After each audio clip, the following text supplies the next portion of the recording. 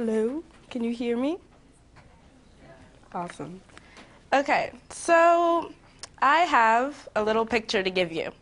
Imagine that right now, somebody asked you to go around this room and meet and befriend at least one person that you never met before. How would you go about the task? If it were me, I would try and look for someone who seemed to be a nice person, outgoing and friendly and just generally good. But how would I know all those things about this person? The thing is, I wouldn't. I would assume. I would form an opinion based off a stereotype. We live in America, a place where there are tons of stereotypes. Movies and TV tell us that cheerleaders are supposed to be mean, Asians are supposed to be good at math, and everyone's heard the term dumb blonde. But the truth is, these stereotypes are often totally wrong and really misleading. A good example of this is I once asked my mom what she thought of when she heard the word America. And her answer was that she thought of cowboys. Yeah. When I think of America, I think of like McDonald's. I think of fast food. I think of cheeseburgers, just every unhealthy thing out there. That's what I think of. And that just proves how misleading stereotypes are. The fact that we have totally different stereotypes for the exact same thing, and that often these stereotypes are wrong in the first place. Stereotypes are really powerful. We feel the need to conform to them. We feel like we have to become whatever the stereotype tells us to be. Of course, they can be beneficial. I mean, if you're Asian and you do like math, that's not a bad thing.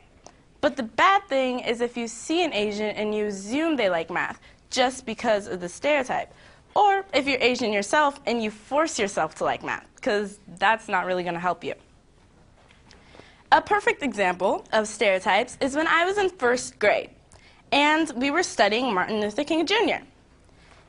A lot of the first graders at lunch and at recess, they would come up to me and they would congratulate me on my grandfather's amazing work on changing America. It was amazing. I was a little first grader. I was soaking up all this glory. I was into it. I loved that. And I came home from school that day, and I was talking to my mom about how everybody just loved me because I was related to Martin Luther King Jr., and she was amazed. And she said, "Where in the world did you hear that? We're not related in any way to Martin Luther King Jr." And I said, "Well, first graders told me, and, you know, they're pretty smart. I don't know where you came from, but, yeah." And in third grade, almost the exact same thing happened. When we studied Harriet Tubman, people assumed because of my race and because of the color of my skin that I was related to her, or that my ancestors were slaves and they took part in the Underground Railroad. In both cases, people had this set stereotype about me, and it changed the way they viewed me as a person. Stereotypes can sometimes be so powerful that even when our mind sees evidence that shows it's not real, it doesn't accept it. An example of this is once one of my teachers went to Kenya on a mission trip to help build schools. And it was really nice of her, and we were learning about all that she learned there and, you know, how she plans to go back there sometime maybe. And she once brought up how, you know, a lot of the kids in Kenya, they live in poverty, like a lot of the speakers have been saying here today, and how a lot of them have to walk like 2 or 3 miles to school every day.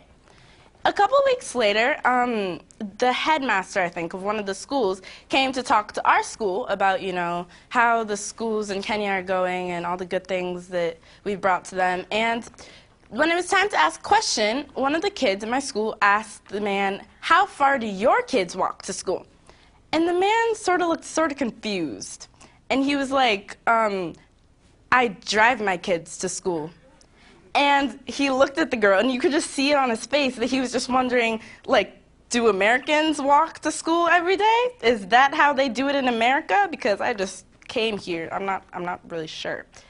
And that was because this girl had assumed, because of the stereotype that, you know, everyone in Africa lives in poverty, that this man must also live in poverty, and that this man, his kids must walk every single day to school.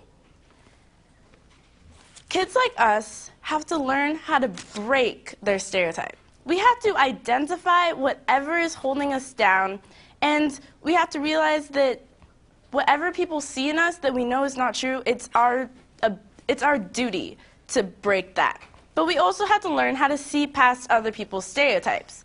We have to realize that, hey, maybe that person isn't what I thought they were, and maybe I should take the time to get to know them before I judge them. And we also have to learn that everyone is different. Just because one kid in the whole huge country of Kenya walks to school, it doesn't mean that every single person in the whole huge continent of Africa walks to school. Every single speaker who is speaking at this conference today has done amazing things. And that's because they didn't let the world label them. They stepped outside their comfort zone and they did things that amazed the world. And I'm sure that every single person in this room can also do something like that. All you have to do is break whatever stereotype is holding you down and find the spark in you, the thing that inspires you the most, and you can do amazing things. Thank you.